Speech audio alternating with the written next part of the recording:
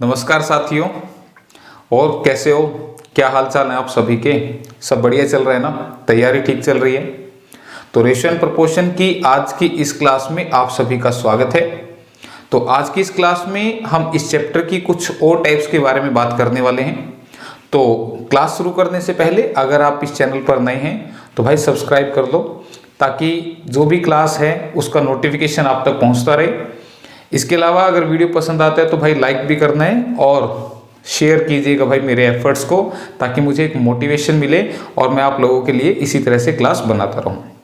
तो आज की क्लास में इस चैप्टर की कुछ और टाइप्स के बारे में हम बात करने वाले हैं। तो क्लास को शुरू करते हैं। तो पहला क्वेश्चन आपके सामने स्क्रीन पर आ चुका है। क्वेश्चन है कि एक व्यक्ति के द्वारा भोजन, किराए और अन्य चीजों पर जो खर्च है उसका अनुपात है 3:4:5। यदि इनके खर्च में क्रमशः 60%, 50% और 20% की वृद्धि हो जाती है तो खर्च का नया अनुपात क्या होगा? ठीक है, तो इस क्वेश्चन को कैसे करना है उसके लिए देखिए, स्टेटमेंट में जो लिखा है, कह रहे हैं कि एक व्यक्ति है जो भोजन पर यानी कि फूड पर, किराए पर यानी कि रेंट पर और अन्य चीजों को हम बोल देते हैं अदर, अन्य चीजों पर जो खर्च करता है उसका रेशियो है 3:4:5। ये किस चीज का रेशियो है? एक्सपेंडिचर यानी कि खर्च का। ठीक है भाई, ये खर्च का रेशियो यहां पे दिया हुआ है। फिर कह रहे हैं कि यदि इनके खर्च में क्रमशः 60%, अगर खर्च में 60%, 50%, इसको थोड़ा सा नीचे लिख लेते हैं, इनके खर्च में अगर 60%, 50% और 20% की वृद्धि कर दें, 20% की वृद्धि कर दें, तो अब जो खर्च का नया अनुपात होगा वो क्या होगा? जो नया खर्च होगा उसका रेशियो क्या होगा, ये क्वेश्चन में पूछना चाह रहा है। तो देखो भाई, अब इसको कैसे करना है, तो आप देखो यहां पर ये 3 रुपए खर्च रहे, ऐसा मान लो ये 4 रुपए खर्च रहे और ये 5 रुपए यहां पे खर्च रहे। तो अगर इनको 60% बढ़ा देंगे, जो इसका भोजन पे खर्च है वो 60% बढ़ा देंगे, तो 3 का 60% निकालोगे तो वो पॉइंट्स में आएगा। ठीक है, तो हम क्यों ना इसको ऐसा कर लेते हैं, इस 3 को हम बजाय 3 के 300 रुपए मान लेते हैं। 3 को क्या मान लिया? 300 रुपए। 4 को मान लिया 400 रुपए और 5 को मान लिया 500 रुपए। ठीक है भाई, मैंने क्या किया, सबको 100 टाइम्स कर दिया। तो सबको 100 गुना करूंगा तो रेशियो में कोई फर्क नहीं पड़ेगा, रेशियो अब भी वही रहेगा। ठीक है, तो अब देखो, अब मैं कहूं कि 300 का 60%, तो 300 का 60% क्या हुआ? तो तुमने कहा 300 का 60% तो होगा कितना?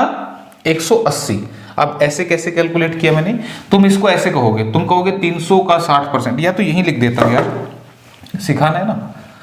तो 300 का 60% यही लिख देते हैं। 300 का 60% तुम इसको ऐसे करोगे और तुम कहोगे 180 रुपए जो है वो बढ़ गया इसका खर्चा नया। सिमिलरली जो रेंट पर खर्चा था वो 50% बढ़ गया, तो 400 का 50% 200 सीधा सीधा ही हो जाएगा। तो 400 का 50% अगर किसी को नहीं कैलकुलेट करना आ रहा तो वह इस तरह से कर सकता है, यानी कि 200 रुपए यहां पर बढ़ गए। और 500 का 20%, तो 500 का 20% कितना होगा? 100 रुपए। अब मैं कैसे कैलकुलेट करता हूं, मैं सीधा सा तुम्हें समझा देता हूं। कोई भी नंबर है, अगर आप उसका 10% निकालो ना, तो आप उसको 10 से डिवाइड कर देना। अब ये काम तो मन में भी हो सकता है भाई। तो अगर मैं 500 का 20% कैलकुलेट करना चाहता हूं तो मैंने 500 को 10 से डिवाइड करके 10% की वैल्यू निकाल ली, जो कि कितनी है? 50 आ रही है। तो अगर 10% 50 है तो 20% क्या होगा? 50 का डबल यानी कि 100 हो जाएगा। ठीक है, तो आप या तो ऐसे लिख के निकाल लें अगर दिक्कत है तो, और फास्ट करने के लिए आप ऐसे कर सकते हैं जैसे मैंने आपको समझा दिया। ठीक है, तो यहां पर 60% मैंने ऐसे निकाला था, 10% 30 था, तो 60% के लिए 6 गुना कर दिया, तो 30 6 के 180। तो अब देखो, नया खर्च जो है वो इतने रुपए बढ़ गया। तो पहले 300 था, तो 180 बढ़ने के बाद अब खर्च कितना हो गया? 480। ये 400 था, 200 बढ़ने के बाद कितना हो गया? 600 रुपए। और ये 500 से 100 बढ़ के कितना हो गया? 600 रुपए। तो भाई अब इसका रेशियो आपने देखना था, तो 12 चौके 48, 12 पंजे 60, 12 पंजे 60। तो जो नया रेशियो होगा अब वो कितना हो जाएगा 4:5:5, 4:5:5। क्लियर है? तो इस तरीके से आपने करना था, तो मेरे ख्याल से कोई दिक्कत नहीं है। और अगर आपको इन क्वेश्चंस की पीडीएफ चाहिए तो डिस्क्रिप्शन जरूर चेक कर लेना, वहां पे मेरे टेलीग्राम चैनल का लिंक भी है जहां से आप इन क्वेश्चंस की पीडीएफ को डाउनलोड कर सकते हैं। ठीक है? और जो पुरानी हमारी क्लासेस हैं इस चैप्टर की वो भी आप वहां से देख सकते हैं। तो इसी के साथ फिर अगले क्वेश्चन की तरफ बढ़ते हैं।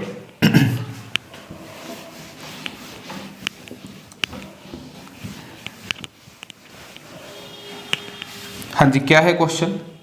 कह रहा है 3 कक्षा में विद्यार्थियों की संख्या का अनुपात 2:3:5 है।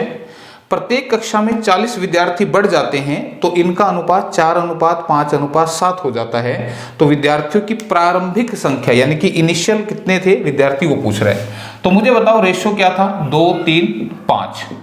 ये कब था? इनिशियली मतलब आरंभ में रेशियो था 2, 3, 5 का। और फाइनली रेशियो कितना हो गया भाई? यानी कि बाद में जो रेशियो कितना हो गया?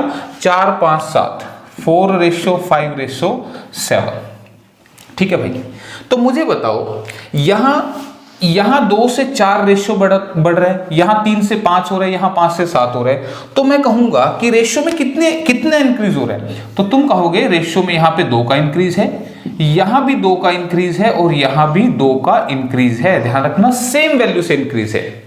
तो ये जो 2 रेशियो बढ़ रहा है ये क्यों बढ़ गया?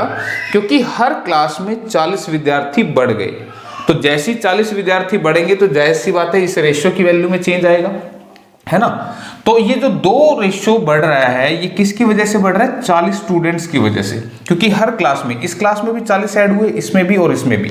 तो 2 40 के बराबर है तो 1 किसके बराबर होगा? 40/2 यानी कि 20 के बराबर। तो 1 20 के बराबर हो गया।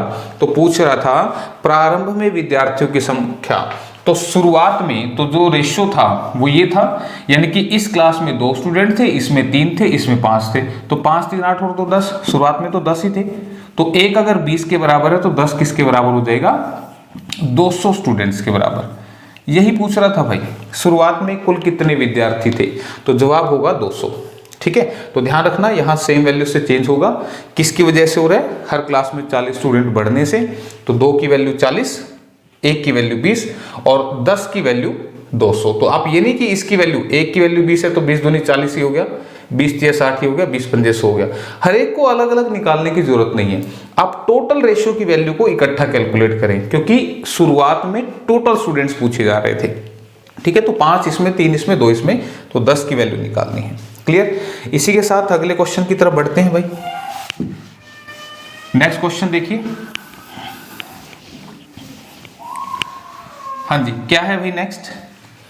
2 संख्याओं का अनुपात क्रमशः 7:5 है। हर संख्या में से 50 घटा दिया जाए तो नया अनुपात 3:2 हो जाता है। तो दोनों संख्याओं का योग ज्ञात करें, यानी कि सम पूछा जा रहा है। ठीक है? तो एक बात आपको मैं यहाँ पे समझा दूं कि यहाँ तो बाई चांस ऑप्शन नहीं है।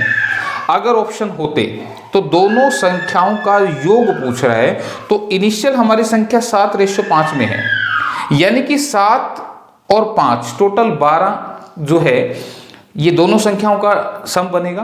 तो जो भी ऑप्शन 12 से कटेगी ना भाई वो आंसर होगी। ठीक है? पहली बात। अब मैं थोड़ा सा डिटेल एक बार समझाता हूं, हालांकि डिटेल इतनी करनी नहीं है। 2 संख्याओं का रेशियो दे रखा है 7:5।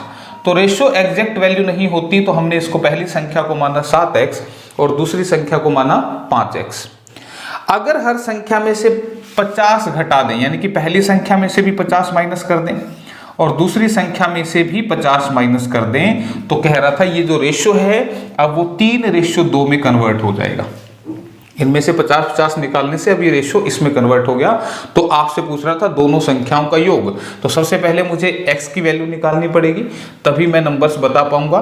तो x की वैल्यू के लिए क्रॉस मल्टीप्लाई करोगे तो 2 सत्ते 14x माइनस 100 इक्वल टू 5 दिए 15x माइनस 50 दिए 150। ये इधर जाएगा तो माइनस हो जाएगा, तो 15x में से 14x गए तो x बचा। ये 150 इधर आएगा तो प्लस हो जाएगा, तो 150 प्लस हो जाएगा 100 माइनस का, तो ये कितना बचेगा 50। तो x की वैल्यू कितनी आई भाई? 50 आ गई। ठीक है? तो x की वैल्यू यहाँ पे जो है हमारी वो 50 आ रही है।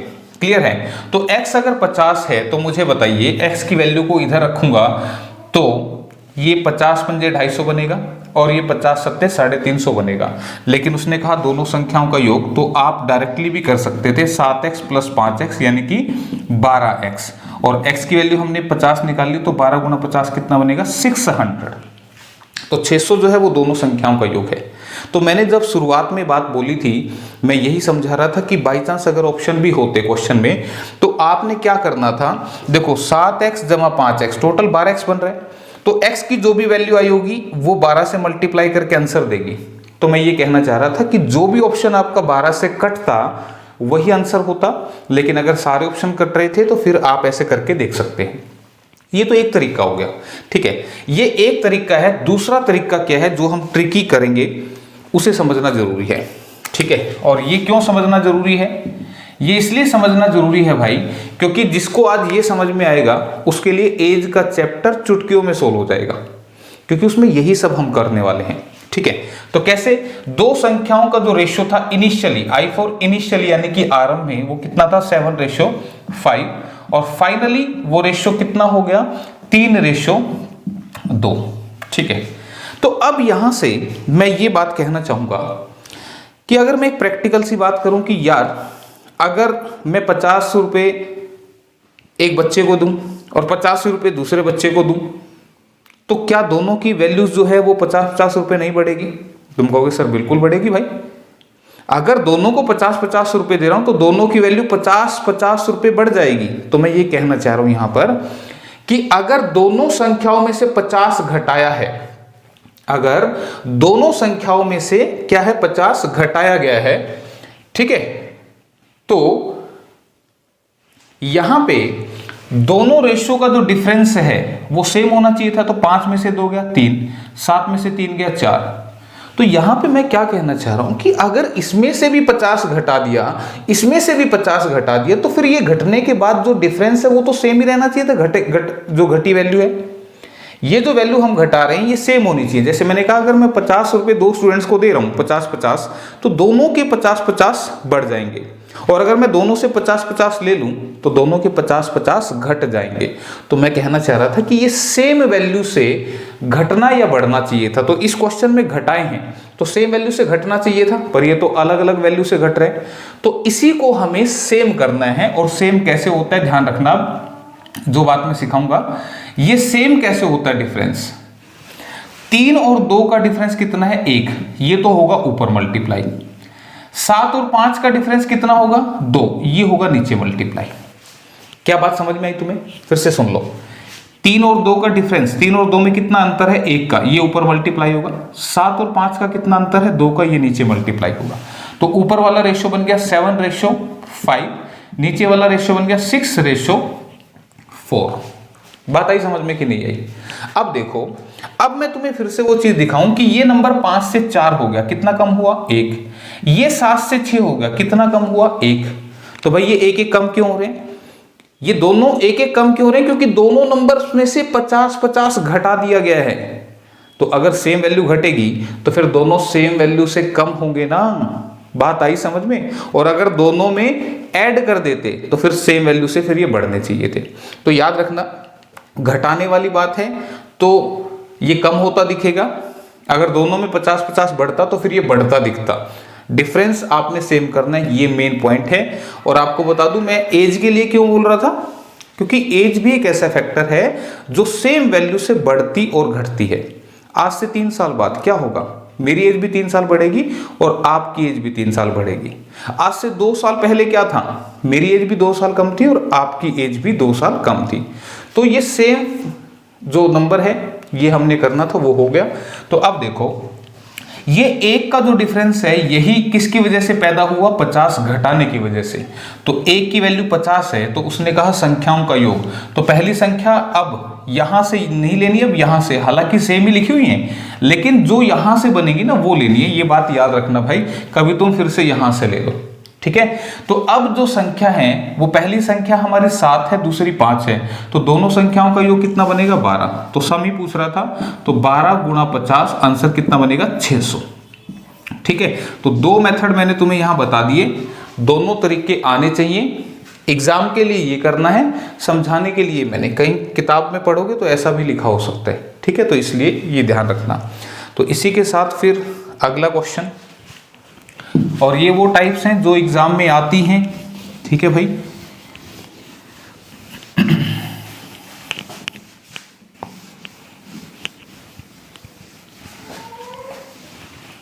तो अगला क्वेश्चन है, 2:5 के अनुपात के दोनों पदों में क्या जोड़ा जाए कि परिणाम 5:6 के बराबर हो जाए। ठीक है, ध्यान रखना यहाँ पे जोड़ा जाने के साथ साथ घटाया जाना भी आ सकता था। तो 2:5, इसको ऐसे लिख लेते हैं, प्रत्येक पद में क्या जोड़ा जाए, हमें क्या पता क्या जोड़ दें। अब यहाँ x मत लगाना, ठीक है, तरीका ये इसका, तो ये जो रेशियो है वो कितना हो जाए, 5:6 हो जाए। ठीक है, 2:5 के प्रत्येक पद में क्या जोड़ा जाए कि परिणाम 5:6 के बराबर हो जाए। तो ध्यान रखना भाई, घटाने का पूछे तो यहाँ माइनस कर देना, ठीक है, क्योंकि मैंने एक ही टाइप ली है, दूसरी समझा रहा हूं बोल के, यहाँ पे फिर माइनस आता। तो अब देखो, इसको क्रॉस मल्टीप्लाई करोगे और तुम x की वैल्यू को निकाल लोगे, वही आपका आंसर हो जाएगा। ठीक है, तो एक तरीका तो क्रॉस मल्टीप्लाई, दूसरा तरीका क्या, बाई ऑप्शन। बाई ऑप्शन कैसे, x की वैल्यू भाई 12 भी हो सकती है, 13 भी, 65 भी और 78 भी, कुछ भी हो सकती है। तो अगर ऑप्शन ए का इस्तेमाल करूं तो ये कितना बनेगा, x को 12 रखूंगा तो 12 और 2 14, 12 और 5 17, 12, ये अब मुझे बताओ, ये 14 बन गया, ये 17 बन गया, तो क्या ये इसके बराबर बन गया, बताओ भाई। तुम कहोगे नहीं ये तो नहीं बना, तो इसका मतलब ये आंसर नहीं है भाई। सेकंड ऑप्शन, अगर x की वैल्यू 13 होती तो 2 जमा 13 कितना बनता, 15, 15 जमा 13 कितना बनता, सॉरी 5 जमा 13, भाई ये तो 5 है ना, तो x की वैल्यू 13 है, तो 13 और 5 18 बनता, तो 3 पंजे 15, 3 6 18, तो ये तो बन गया भाई 5/6, तो बस बन गया। तो फिर यही चाहिए हमें, और क्या चाहिए, ऑप्शन बी जवाब रहेगा। क्लियर है, तो इस तरीके से आपने करना है, आप क्रॉस से करेंगे तो भी हो जाएगा, लेकिन ये थोड़ा सा फास्ट रहेगा। तो किस क्वेश्चन को कैसे हैंडल करना है वो मैं आपको बता रहा हूं यहाँ पे, ठीक है। तो इसी के साथ नेक्स्ट क्वेश्चन की तरफ बढ़ते हैं भाई। किस संख्या को 7, 16, 43, 79 में प्रत्येक में जोड़ा जाए ताकि नई संख्याएं समानुपातिक हो जाएं। ठीक है, अब वो क्या बोल रहे हैं, देखो हमने ये पढ़ा था जब चैप्टर स्टार्ट किया था कि संख्याएं समानुपाती कैसे होती हैं, इस तरह से जब इधर का अनुपात इधर के समान हो जाए, ठीक है, तब हम बोलते हैं समानुपाती हो गई। क्लियर, तो यहां पर भी ये अगर 4 संख्या है तो ये समानुपात कैसे बनाएंगी, जब मैं 7/16 लिखूंगा और इधर का अनुपात मैं कहूंगा 43/79 के, लेकिन ये समानुपात कब हो कि किस संख्या को प्रत्येक में जोड़ा, यानी कि हर एक में मैं क्या जोड़ दूं कि ये आपस में समानुपाती हो जाए। और समानुपात मैंने बताया था कैसे लिखते हैं, इधर का रेशो इधर के बराबर, ऐसे लिखते हैं। तो यही पूछ रहा है कि हर एक में मैं क्या ऐड कर दूं, तो हमें तो पता नहीं ना क्या ऐड कर दें, तो इसलिए मैंने यहां पे +x लिखा। अगर वो पूछता हर एक में से क्या घटा दें, तो फिर यहां पे -x लिख लेना भाई। ठीक है, तो एक मैं करवा रहा हूं, एक टाइप बोल के समझा रहा हूं, तो इस तरीके से आपने करना था। तो अब आगे क्या होगा, क्रॉस मल्टीप्लाई होगी भाई। दो रेशो जब भी बराबर आता है तो कैसे सोल्व होते हैं, क्रॉस मल्टीप्लाई से। ठीक है, तो x की वैल्यू आप क्रॉस मल्टीप्लाई से निकालें या बाई ऑप्शन उठा लें। ऑप्शन ए के हिसाब से x 2 हो सकता है, तो 2 पुट करके देखते हैं। 7 जमा 2 कितना बनेगा, 9, 16 जमा 2 कितना बनेगा, 18, कट के बना 1/2। इधर देखो 43 जमा 2 45, 79 जमा 2 81, तो इसको भी काट लेते हैं। 3 से 15 पे, 3 से 27 पे, 3 पंजे 15, 3 नी में 27, तो ये तो बराबर आए नहीं भाई, तो नहीं आए तो इसका मतलब ये आंसर था ही नहीं भाई। ऑप्शन बी की तरफ बढ़ो, 3 रख के देखो x की वैल्यू को, तो 7 और 3 10, 16 और 3 19, इधर देखो 43 और 3 46, और 79 और 3 82, तो ये भी कट के भाई लग नहीं रहा कि बनेगा ऐसा, तो ये भी इक्वल नहीं है, तो बी ऑप्शन भी इसका जवाब नहीं रहेगा। सी ऑप्शन की तरफ बढ़ो भाई। 5, 7 जमा 5 कितना बनेगा, 12, 16 जमा 5 कितना बनेगा, 21, 3 चौके 12, 3 सत्ते 21, इधर चलो, 43 और 5 48, 79 और 5 84, ठीक है। तो 4 एकम 4 दूनी 4 दूनी 4 एकम 3 चौके 12 3 सत्ते 21, अरे ये तो आ गई बराबर, तो यही तो चाहिए था हमें। तो x की जो वैल्यू है वो कितनी होगी, 5 होगी। तो 5 जो है वो इस क्वेश्चन के लिए सही जवाब है। क्लियर है? तो इस तरीके से आपने क्वेश्चंस को करना है। तो अगले क्वेश्चन को देखते हैं भाई, ठीक है। तो क्वेश्चन की स्टेटमेंट दिख रही होगी, नहीं दिख रही तो मैं थोड़ा सा जूम कर देता हूं, ज्यादा जूम हो गया, ठीक है। तो ये क्वेश्चन एक बार पढ़े, उसके बाद करते हैं नेक्स्ट क्वेश्चन। करके देखा करो क्वेश्चन को, क्लास को पॉज करके देखा करो। और भाई वीडियो को शेयर करना ज़्यादा से ज़्यादा, ताकि किसी का तो भला हो जाए, ठीक है। तो ए और बी की साप्ताहिक आय का अनुपात 9:7 है और खर्च का अनुपात 4:3 है। यदि प्रत्येक 200 रुपये की बचत करता है तो उनकी आय का योग कितना होगा, ठीक है। तो भाई देखो, अब मैं इसके लिए जो तरीका बता रहा हूँ, तरीके इसके लिए कई हो सकते हैं। पहले एक बार लिख देते हैं, 9:7 ये ए और बी की किसका रेशियो है, इनकम यानी कि आय का। फिर इनके खर्च का अनुपात है 4:3, ये इनके खर्च का अनुपात है, ठीक है, 4:3। यदि प्रत्येक जो बचत करता है, सेविंग करता है, वो कितने रुपए की करता है, 200 रुपए की, यानी कि ये भी 200 बचा रहा है और ये भी 200 बचा रहा है। तो पूछ रहा है उनकी आय का योग कितना होगा, ठीक है, आय का योग कितना होगा। तो देखो अब कैसे कर सकते थे, जो मैं पीछे बात समझा रहा था ना, एक बार समझाता हूं। देखो, इसकी इनकम 9 है, इसकी 7 है, और इनकी इनकम का टोटल कितना बनेगा, 9 + 7 यानी कि 16। तो जो भी आंसर होगा वो 16 रेशियो की वैल्यू होगी। तो 16 से देखो 3600 तो कटता नहीं है ना भाई, 16 से 4800 कटता है, 3200 भी कटता है। तो आंसर या तो बी रहेगा या सी रहेगा, ठीक है भाई। क्लियर है? तो ये बात समझ में आई, मैंने कैसे बताया कि टोटल से जो रेशियो कटता, और अगर ए की वैल्यू कटती तो क्वेश्चन ही खत्म हो गया था। तो इसके लिए क्या क्या मेथड हो सकते हैं मैं थोड़ा सा बता दूं। पहला मेथड तो क्या कि मैं इसको x मान लेता हूं, इसको भी x मान ले लेता हूं, ठीक है। तो आप मुझे बताइए, देखो तरीके मैंने कहा कई हैं, लेकिन हम जो तरीका लगाएंगे वो क्या लगाएंगे कि आय में से अगर मैं खर्च खर्च नहीं घटाना, बचत घटाऊं। आय में से अगर मैं बचत घटा दूंगा तो क्या आ जाएगा भाई, खर्च आ जाएगा, ठीक है। अगर इनकम में से सेविंग घटा देंगे तो क्या आ जाएगा, एक्सपेंडिचर। तो अगर मैं कहूं ए की इनकम है 9x और इसकी सेविंग है 200, तो ये क्या देगा, इसका खर्चा आ जाएगा। सिमिलरली इसकी इनकम है 7x और इसमें से मैं घटा दूं 200, तो ये क्या देगा, इसका खर्चा आ जाएगा। और खर्चे का हमारे पास रेशियो है, तो हम इसको क्यों ना ऐसे लिख ले रेशियो की फॉर्म में। भाई इसमें से 200 घटे तो 4, इसमें से 200 घटे तो ये 3। अब कैसे सोल्व होगा, क्रॉस मल्टीप्लाई से होगा। तो 3 × 9 27x - 600 = 28x - 800। ये इधर गया तो x, ये इधर आया तो प्लस हो जाएगा, तो 800 प्लस हो जाएगा, तो x की वैल्यू 200 आ गई। तो x की वैल्यू 200 आ गई, तो इनकी इनकम 9x और 7x कितनी बनेगी, 16x। तो टोटल इनकम कितनी बनेगी भाई, 16x, यानी कि 16 × 200 तो 3200 आ जाएगा। x की वैल्यू 200 रख दूंगा तो 16 × 2 3200। तो ऑप्शन बी आंसर है।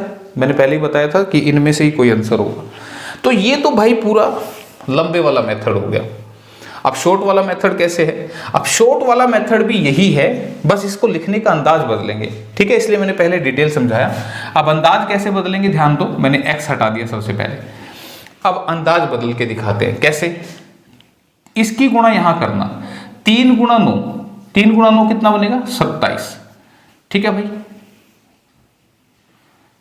3 × 9 27, 4 × 7 28, 3 ही में 27, 4 7 28, और इन दोनों का जो डिफरेंस है, जो अंतर है, वो कितना बनेगा भाई, इनका डिफरेंस जो है वो 1 बनेगा। किसी को दिक्कत भाई इस बात में होनी नहीं चाहिए भाई। सिमिलरली 4 × 200 कितना बनेगा, तुमने कहा 800। फिर मैं कहूँ 3 × 200 कितना बनेगा, तुमने कहा 600। मैं कहूँ इनका डिफरेंस, तो यहाँ लिख रहा हूँ, इनका जो डिफरेंस है वो कितना होगा, 200 होगा। इसमें भी कोई दिक्कत नहीं होनी चाहिए, ठीक है। फिर से बता रहा हूँ, 4 × 200 800 3 गुना 200 600, 600 और 800 के बीच में डिफरेंस कितने का है? 200 का। तो अब ये वाला जो डिफरेंस है इस डिफरेंस के बराबर रख दो, तो एक की वैल्यू कितनी आ गई? 200। एक की वैल्यू कितनी आ गई? 200। तो एक अगर 200 के बराबर है तो इनकी इनकम 9 और 7 16, 16 किसके बराबर होगा? 16 गुना 200 यानी कि 3200 के बराबर। तो मैंने अब भी कुछ अलग नहीं किया है। क्या किए? जो यहां था वही मैंने यहां किया है। देखो 3 की गुणा 9 से हुई थी, बस यहां x लगा हुआ था, तो देखो हमने भी 3 गुणा 9 किया। 7 की गुणा 4 से हुई थी, 7 गुणा 4 किया था, तो हमने भी यहां पे किया। और फिर देखो 28x में से 27x माइनस हुआ तो x आया था, यानी कि इनका डिफरेंस ही लिया था। सिमिलरली 4 की गुणा 200 से, देखो 4 की गुणा 200 से हुई थी और 3 की गुणा भी 200 से हुई थी ना। तो ये चीज यही है, लेकिन थोड़ा सा लिखने में फास्ट हो जाएगा। अगर आप इसको ऐसे ना लिख के ऐसे लिखते हैं तो ये फास्ट होगा। बात आई समझ में? क्लियर है? तो ये है एक तरीका, और इसके अलावा एक तरीका और जो कि और भी ज्यादा फास्ट होगा, लेकिन इस तरीके में थोड़ी सी दिक्कत है। क्या दिक्कत है वो भी समझाऊंगा। ये 9 7 ये है इनकी आय, फिर से एक बार लिख देता हूं। फिर खर्च जो है वो कितना है भाई? 4:3। इसकी बचत जो है वो कितनी है? 200 इसकी है और 200 इसकी है। ठीक है, क्लियर? तो अब देखो यहां पे करना क्या है। अब ये ट्रिक जो है ये सबसे फास्ट रहेगी, लेकिन ये ट्रिक कब काम करेगी? जब दोनों की सेविंग सेम हो। अगर सेविंग सेम नहीं है तो फिर क्वेश्चन का तरीका बदल जाएगा। फिर कौन सा तरीका लगाना? ये वाला। लेकिन अगर सेविंग सेम है तो आप एक तरीका और लगा सकते हो। क्या? मैं कहूं इसने 9 रुपए कमाए, 4 रुपए खर्च कर दिए। 9 कमा के 4 खर्चे तो बचाए कितने होंगे? तुम कहोगे 5 बचाए। मैं कहूं इसने 7 कमा के 3 खर्च कर दिए तो बचाए कितने होंगे? तुम कहोगे 4। भाई ये 5 रुपए बचा रहा है, ये 4 बचा रहा है, लेकिन जबकि सेविंग दोनों की सेम है। तो भाई ये सेम है, तो अगर ये भी सेम हो जाए तो मैं सीधा कंपेयर कर लूंगा। ठीक है, तो इसी को सेम करना है, और ये तो हम कर भी चुके हैं। अभी पीछे क्वेश्चन में करवाया था ना मैंने। कैसे करते हैं सेम? देखो 4 और 3 का डिफरेंस कितना है? 1, ये तो ऊपर मल्टीप्लाई। 9 और 7 का डिफरेंस कितना है? 2, ये नीचे मल्टीप्लाई। तो ऊपर वाला रेशियो तो सेम रहेगा 9 7, नीचे वाला रेशियो 4 दूनी 8, 3 दूनी 6, ये बन गया ना। तो अब देखो इसने ए ने 9 कमा के 8 जो है खर्च कर दिए तो बचाया कितना? 1। इसने 7 कमा के 6 खर्च कर दिए तो बचाया कितना? 1। अब दोनों की सेविंग इसके हिसाब से 1-1 है, जो कि सेम हो गई, और यही तो है जो 200 रुपए के बराबर है। तो 1 की वैल्यू कितनी है भाई? 200। तो 1 जो रेशियो में डिफरेंस आया वो किसकी वजह से आया? 200 सेविंग की, यानी कि 9 कमा के 8 खर्च रहा तो 1 बचा लिया, तो 1 की वैल्यू 200 है। और टोटल 9 और 7 16, 16 की वैल्यू कितनी होगी? 16 दूनी 3200। तो 3200 ये आंसर, लेकिन जब सेविंग सेम हो। ठीक है, जैसे कि अभी ये अगला क्वेश्चन है, तो इसमें सेविंग सेम नहीं है, तो अब हम इसका इस्तेमाल नहीं करेंगे, इसका करेंगे, और देखेंगे कि अब ये कितना फास्ट लिखा जा सकता है। ठीक है, पेपर में कैसे लिखना है वो मैं अभी तुम्हें समझा देता हूं। क्या बोल रहा है कि ए और बी की आय का अनुपात 5:3 है, तो तुमने लिखना है 5:3। ठीक है, उसके बाद उनके खर्च का अनुपात है 9:5, जो खर्च है वो है 9:5, और उनके द्वारा की गई बचत क्रम से 2600, यानी कि इसकी सेविंग 2600 है और इसकी सेविंग है 1800। तो क्या पूछना चाह रहे हैं? उनकी आय बताओ, इनकम पूछ रहे हैं। तो कर दो भाई, कोई 5 पंजे 25। अलग कलर से कर देता हूं ना, थोड़ा सा दिखे कि हाँ हमने किया क्या है। ठीक है, रेड कलर से ले लेते हैं। तो 5 पंजे 25, 9 तिये 27, डिफरेंस कितना? 2 का। ठीक है, इधर से 18 निम्मे 162। ठीक है भाई, और इधर 26 पंजे कितना बनेगा? 5 छिके 30, 13,000। ठीक है भाई, क्लियर? तो इनका जो डिफरेंस बनेगा वो कितना बनेगा? तुम कहोगे 3200 बनेगा। ठीक है भाई, यहां तक कोई दिक्कत? बस मल्टीप्लाई करनी है, जैसे मैंने एरो लगाए हैं। तो बस अब इस डिफरेंस को इसके बराबर रखेंगे, तो 2 की वैल्यू कितनी बन गई? 3200। 1 की वैल्यू कितनी बन गई? 1600। 1 1600 के बराबर है, तो 1 की इनकम कहाँ है? 5 है, तो तो ए की इनकम कितनी बनेगी, 5 गुना 1600, तो कितना बनेगी 8000। बी की इनकम कितनी बनेगी, 3 गुना 1600, कितनी बनेगी 4800। ठीक है भाई, क्लियर है। तो ये करना था आपने, तो इस तरह से करना था, और मैंने यहां पे सजाया नहीं इसको। अगर मैं सजाऊंगा तो यहां पे मैं लिख दूंगा आय, यहां पे लिख दूंगा मैं खर्च, यहां लिखूंगा मैं बचत। ठीक है, उसके बाद कर दूंगा ऐसे, यहां पे ये ए है और ये बी है, ए और ये बी। तो ऐसा इतना करने की जरूरत नहीं है, बस आपने फटाफट चीजों को करना है। ठीक है, तो जिससे एग्जाम में फास्ट हो, हमें किसी को लिख के थोड़ी दिखाना है, बस हमें मेथड जरूर पता होना चाहिए कि भाई ये क्वेश्चन चल कैसे रहा है। ठीक है, तो इसी के साथ फिर अगले क्वेश्चन की तरफ रुख किया जाए, और अगला क्वेश्चन भी बेहद अच्छा क्वेश्चन है। तो क्या कह रहा है क्वेश्चन में, ध्यान से देखिएगा एक बार पढ़ के। कह रहे कि ए, बी और सी की बचत का अनुपात 14:11:12 है, और उनके व्यय मतलब खर्च, उनकी आय का क्रम से 65%, 75% और 70% हैं। यदि एबीसी की कुल आय जो है वो 1,24,000 है, तो ए की आय हमसे पूछ रहे हैं। तो ध्यान से आप देखेंगे कि यहां जो लिखा हुआ है वो क्या लिखा हुआ है। ये पहले नंबर पे एबीसी की बचत दे रखी है, तो मैं इसको लिखता हूं पहले। ये दे रखी है बचत यानी कि सेविंग, कितनी दे रखी है भाई, 14, 11, 12, 14, 11 और 12। ये ए बी सी की सेविंग दे रखी है, बचत दे रखी है। ठीक है, कह रहा है उनका जो खर्च है, उनकी आय का खर्च जो है, अब यहां पे खर्च जो है वो आय का यानी कि इनकम का 65% खर्चा इसका है भाई, और 75% इसका है, और 70% इसका है। किसका, इनकम का। अब इनकम का मतलब क्या, देखो 65% का मतलब क्या होता है, पहले तो ये समझो। 65% होता है 65/100, पर 100 ही परसेंटेज होता है। तो उसने ये जो लाइन यहां पे लिखी है कि उनके जो खर्च हैं उनकी आय का क्रम से, यानी कि ये क्या है, खर्चा है, और ये क्या है, उनकी आय यानी कि इनकम है, यानी कि ये एक्सपेंडिचर है, ये उनकी इनकम है। तो इनकम हमने 100 मान लेनी है। ठीक है, तो वो कहना चाह रहा है कि यदि इनकी टोटल इनकम 1,24,000 है तो ए की इनकम बताओ।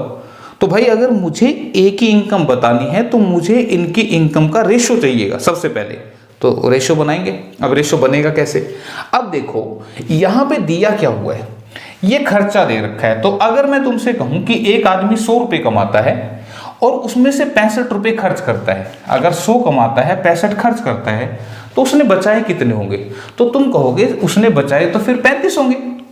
तो मैं कहूंगी कि 35 उसकी बचत है, जो कि क्वेश्चन में 14 के बराबर है। क्यों भाई, देखो 65% को मैंने खोल के समझाया थोड़ा सा, आप परसेंटेज में भी लिख सकते हो। फिर परसेंटेज में लिखते तो फिर ऐसे लिखते कि 35% की वैल्यू ये, 100% की वैल्यू क्या।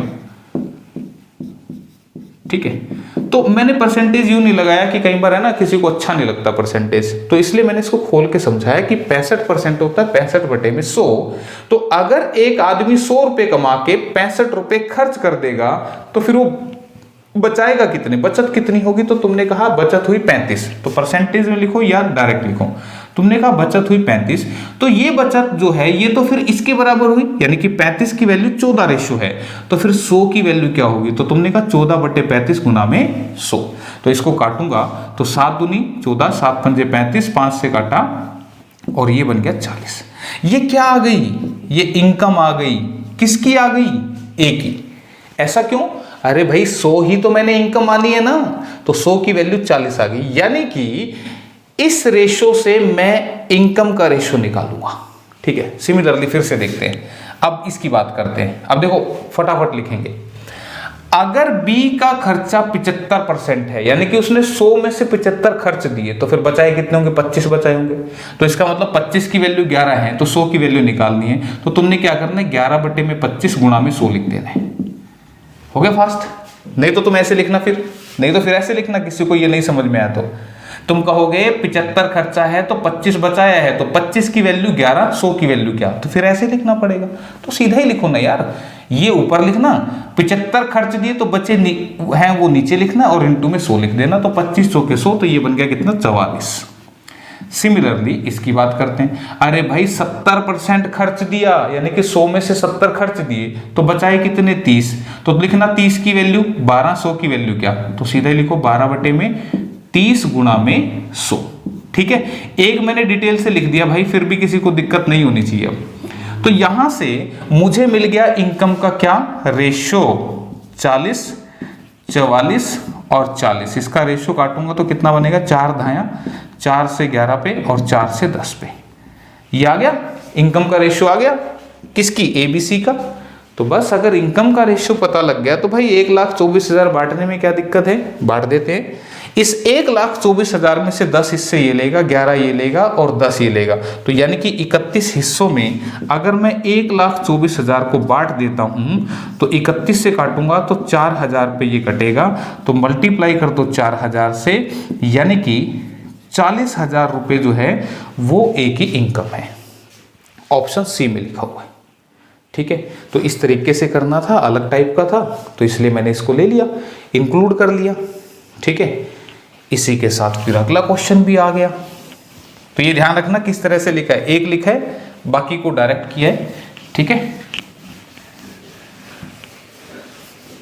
चलो भाई करो इसको।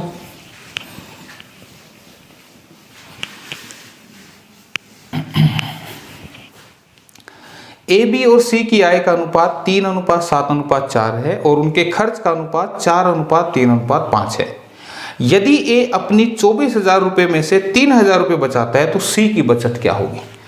अब देखो क्या कह रहा है वो, यहाँ पे ए बी सी की इनकम का रेशियो है 3:7:4। ये किसका है, ए बी सी की इनकम यानी कि आय का रेशियो दे रखा है।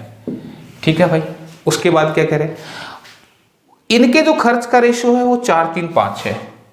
4:3:5 ये किसका रेशियो है भाई, खर्चे का रेशियो है, यानी कि एक्सपेंडिचर का रेशियो है।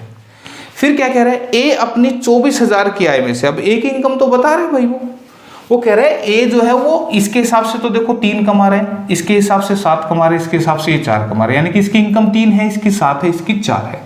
लेकिन एक इनकम 3 कहाँ है, वो तो 24,000 है, ऐसा वो बोल रहा है। तो एक इनकम अगर 24,000 है तो 3 को किससे गुणा करूं कि 24,000 बन जाए, तो तुमने कहा 8,000 से गुणा कर दो।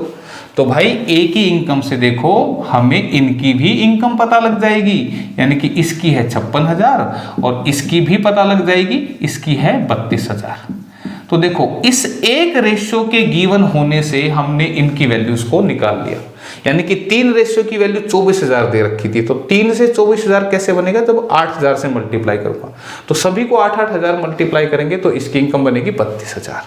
ठीक है, फिर कह रहे हैं कि यदि ए अपनी 24,000 रुपये में से 3,000 रुपये बचाता है, अब इसकी बचत दे दी। अब मुझे बताओ अगर ए की इनकम है कितनी 24,000 और इसकी बचत है यानी कि सेविंग जो बचत है वो कितनी है, वो कितनी दे रखी है भाई 3,000। तो अगर ये 3,000 है तो अगर मैं इसको माइनस कर दूंगा तो ये 21,000 क्या है, तो तुम कहोगे यार ये तो खर्चा है, और क्या है, ये क्या है, ये खर्च है। क्या ये बात समझ में आ गई।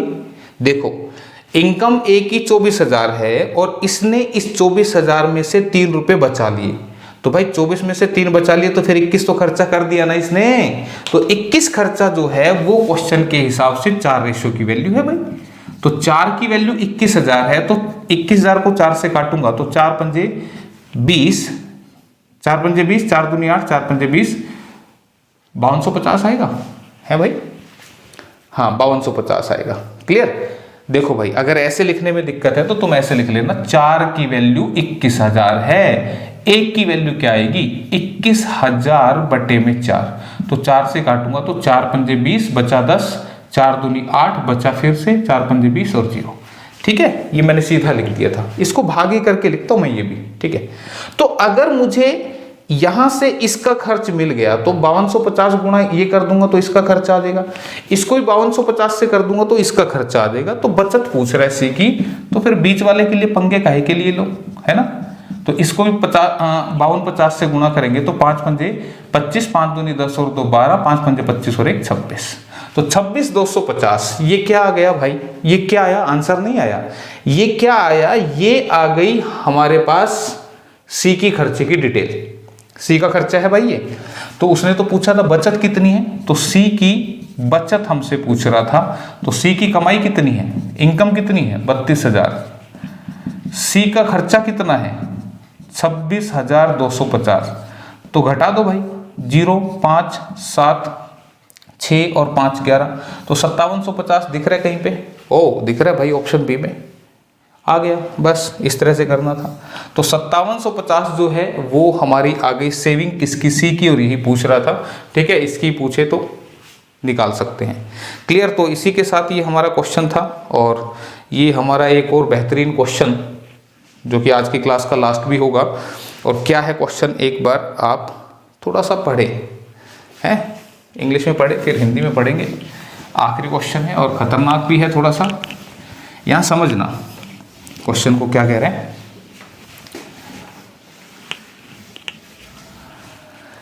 ये कह रहे हैं कि 1 वर्ष पूर्व लक्ष्मण और गोपाल की आय का अनुपात 3:5 है, 1 साल पहले है, ठीक है। यदि प्रत्येक की पिछले वर्ष से इस वर्ष की आय का अनुपात 2:3 और 4:5 है, यदि लक्ष्मण और गोपाल की वर्तमान में कुल आय 43,000 रुपये है, तो गोपाल की आय ज्ञात कीजिए। अब देखो यहाँ पे करना क्या है, यहाँ पे हम मान लेते हैं, क्या मान लेते हैं वो मैं यहाँ लिख देता हूँ। हम क्या मानना चाह रहे हैं, लेट कौन कौन है भाई, लक्ष्मण है और गोपाल है,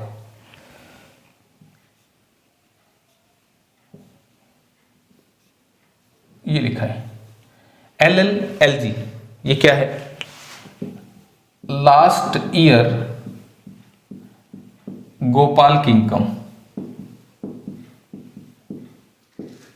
ठीक है भाई, लास्ट ईयर गोपाल की इनकम, लास्ट ईयर नहीं, गोपाल नहीं है भाई, ये गोपाल नहीं, पहले वाला तो कौन था, लक्ष्मण था भाई, लक्ष्मण लिख लेना भाई, लक्ष्मण लिख लेना, ये है गोपाल की इनकम, लास्ट ईयर लक्ष्मण की इनकम, लास्ट ईयर गोपाल की इनकम, ये हमने माना है, ठीक है।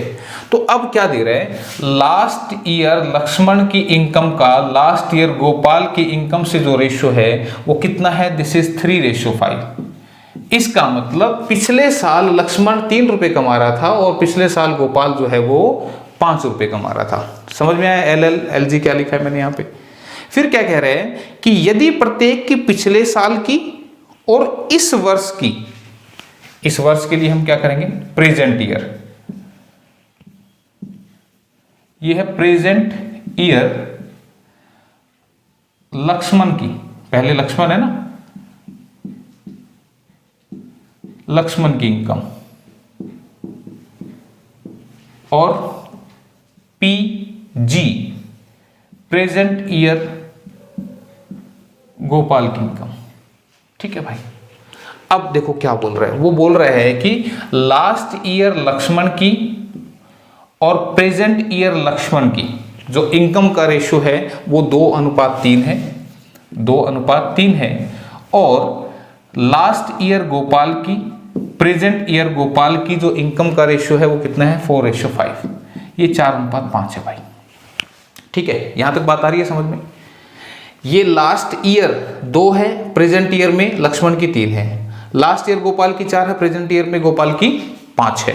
तो अब मुझे यहां से बताओ, यदि लक्ष्मण और गोपाल की वर्तमान आय 43,000 रुपए है, इसका मतलब क्यों ना मैं इनकी वैल्यूज को निकाल लूं।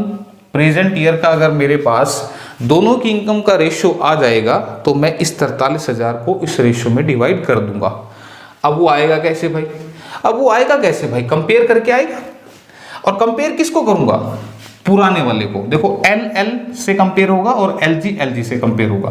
तो मुझे बताओ ये यहां पे जो दिख रहा है वो पुराने वाला क्या था, 3 था, जो यहां पे 2 दिख रहा है वो पुराने के हिसाब से 3 रेशियो था। तो मैं कहूंगा इस 2 की वैल्यू है 3 रेशियो, 2 की वैल्यू है 3 रेशियो, तो 1 की वैल्यू बनेगी 3/2 और 3 की वैल्यू कितनी बनेगी, तो तुमने कहा 3/2 गुना 3 यानी कि 9/2। ये बात आई समझ में।